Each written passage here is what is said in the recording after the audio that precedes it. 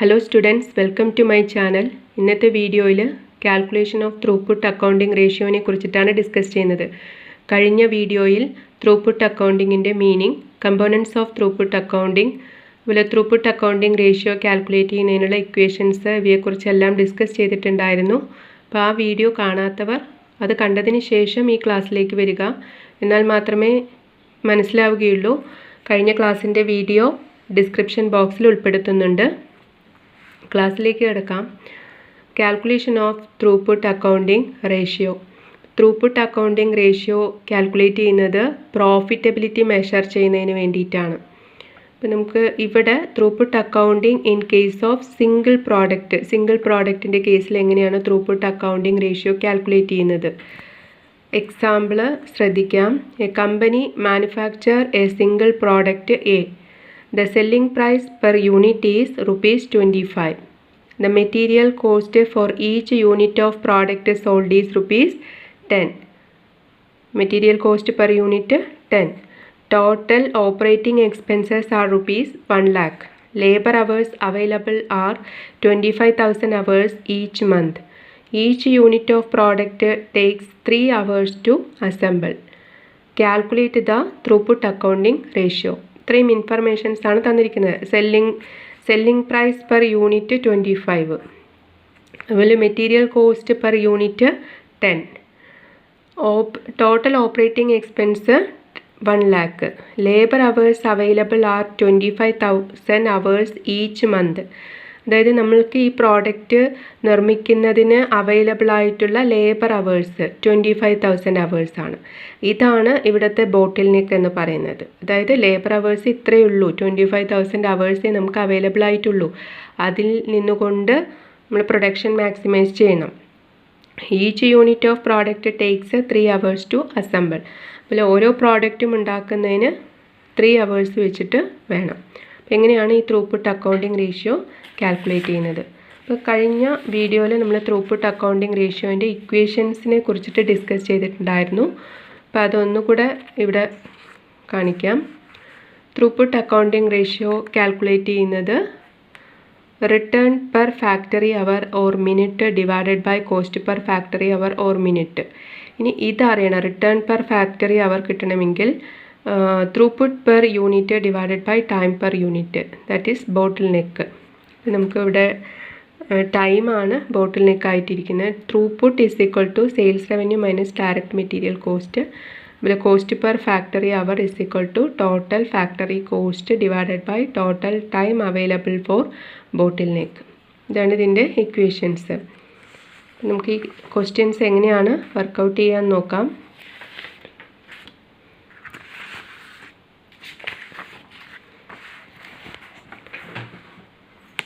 തന്നിരിക്കുന്ന informations note selling price per unit 25, material cost per unit 10, total operating expense 1 lakh, labour hours available 25,000 hours taken to assemble 3.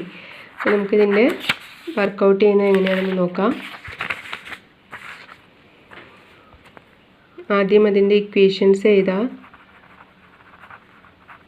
Throughput accounting ratio TPAR എങ്ങനെയാണ് return per factory hour or minute. ഇവിടെ അവേഴ്സാണ് തന്നിരിക്കുന്നത്, അപ്പോൾ നമുക്ക് hours മതി. Cost per factory hour, return per factory hour divided by cost per factory hour അറിഞ്ഞാലാണ് നമുക്ക് throughput accounting ratio calculate ചെയ്യാനായിട്ട് കഴിയുക. അപ്പോൾ നമുക്ക് ആദ്യം എന്താ പറയുക, return per factory hour or minute കണ്ടുപിടിക്കാം. Return per factory our, return per factory hour is equal to throughput per unit. Throughput per unit divided by time per unit എന്നാണ്. Throughput per unit divided by time per unit. ഇത് throughput per unit അറിയണം. Time per unit നമുക്ക് ഇതിൽ തന്നിരിക്കുന്ന ഇൻഫർമേഷൻസിൽ ഇവിടെ selling price per unit അറിയാം, material cost per unit അറിയാം. അപ്പോൾ ഇത് വെച്ചുകൊണ്ട് നമുക്ക് ത്രൂപുട്ട് പെർ യൂണിറ്റ് കണ്ടുപിടിക്കാൻ പറ്റും. പിന്നെ അവേഴ്സ് ടേക്കൺ ടു അസംബിൾ, ഒരു യൂണിറ്റ് നിർമ്മിക്കുന്നതിന് എടുക്കുന്ന ടൈമാണ് ഈ 3 hours. അപ്പോൾ ടൈം പെർ യൂണിറ്റും അറിയാം. അപ്പോൾ cost return per factory hour കണക്കാക്കുന്നതിന്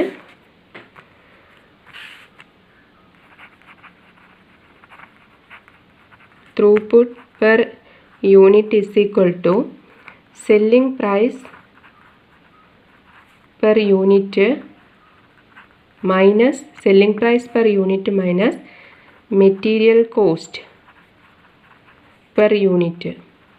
മെറ്റീരിയൽ കോസ്റ്റ് പെർ യൂണിറ്റ്. ഇപ്പോൾ സെല്ലിംഗ് പ്രൈസ് പെർ യൂണിറ്റ് 25 ആണ്. 25 minus material cost per unit 10. ഇപ്പോൾ 15 ആണ് ത്രൂപുട്ട് പെർ യൂണിറ്റ്. ഇതിൽ ത്രൂപുട്ട് പെർ യൂണിറ്റ് കിട്ടിയിട്ടുണ്ട്. ഇനി ടൈം പെർ യൂണിറ്റ് അറിയാലോ. ടൈം പെർ യൂണിറ്റ് എത്രയാണ്? Hours taken to assemble 3 hours ആണ്. ഒരു യൂണിറ്റ് ഉണ്ടാക്കുന്നതിന് എടുക്കുന്ന ടൈം എന്ന് പറയുന്നത് 3 hours ആണ്.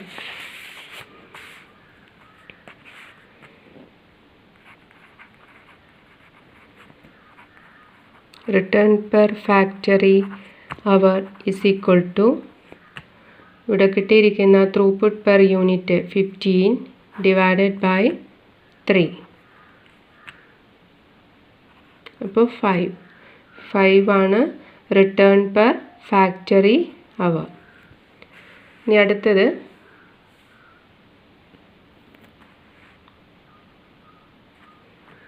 Cost per factory our.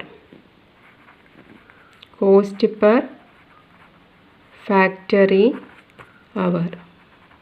Cost per factory hour is equal to total factory cost divided by total time available for bottleneck.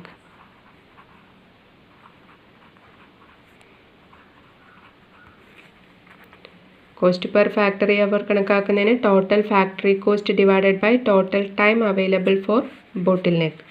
അപ്പോൾ ഇവിടെ ടോട്ടൽ ഫാക്ടറി കോസ്റ്റ് എന്ന് പറയുന്നത് ടോട്ടൽ ഓപ്പറേറ്റിംഗ് എക്സ്പെൻസ് ആണ്. Total factory cost. Total time available എത്രയാണ്? Labour hours available 25,000. Total factory cost 1 lakh divided by total labour hours available 25,000. അപ്പോൾ ഇത് ചെയ്യുന്ന സമയത്ത് 4 കിട്ടും, ₹4. ഇനി നമുക്ക് TPAR കണ്ടുപിടിക്കാം. അങ്ങനെ ഇപ്പോൾ ഇതിൽ പറഞ്ഞിരിക്കുന്ന TPAR കണ്ടുപിടിക്കുന്നതിന് return per factory hour or minute divided by cost per factory hour. അപ്പോൾ return per factory hour throughput per unit divided by time per unit. Throughput per unit കണക്കാക്കുന്നതിന് selling price per unit minus material cost per unit ചെയ്തപ്പോൾ 15 കിട്ടി. അപ്പോൾ 15 ഇപ്പോൾ return per factory hour is equal to throughput per unit എത്രയാണ്? 15 divided by time per unit 3. ഇപ്പോൾ 5. ഇപ്പോൾ return per factory hour എത്രയാണ്? 5. Cost per factory hour total factory cost divided by total time available for ബോട്ടിൽ നെക്കാണ്. അപ്പോൾ ഇവിടെ total factory cost തന്നിട്ടുണ്ട്. Operating expense ആണ് factory cost 1 lakh divided by labour hours available 25,000. അപ്പോൾ 4. ഇനി നമുക്ക് TPAR കണക്കാക്കാം. TPAR ഇസ് ഈക്വൽ ടു നേരത്തെ പറഞ്ഞ equation return per factory hour 5 divided by cost per factory hour എത്രയാണ്? 4. അപ്പോൾ ആൻസർ 1.25. ഇതിൽ 1.25 ആണ് TPAR. ഇനി നമുക്ക് വേറൊരു തീരുമാനം, അതായത് ഡിസിഷൻസ് ഇനി എങ്ങനെ എടുക്കുക, പ്രോഫിറ്റബിലിറ്റി ആണോ എന്താണെന്നുള്ളത്. TPAR 1ന് മുകളിലാണെങ്കിൽ പ്രോഫിറ്റബിൾ ആണ്, ലെസ് ദാൻ 1 ആണെങ്കിൽ ലോസ് ആണ്. അപ്പോൾ ഇവിടെ ഗ്രേറ്റർ ദാൻ 1 ആണ്. അപ്പോൾ TPAR കിട്ടിയിരിക്കുന്നത് ഗ്രേറ്റർ ദാൻ 1 ആണ്. അപ്പോൾ ഈ കേസിൽ ഈ പ്രോഡക്റ്റിൻ്റെ മാനുഫാക്ചറിങ് എന്താണ്, പ്രോഫിറ്റബിൾ ആയിട്ടാണ് പറയുന്നത്. അപ്പോൾ ഇത് പ്രോഫിറ്റബിൾ ആണ്. എന്തുകൊണ്ടാണ് profitable? Because it is greater than 1. Okay, thank you.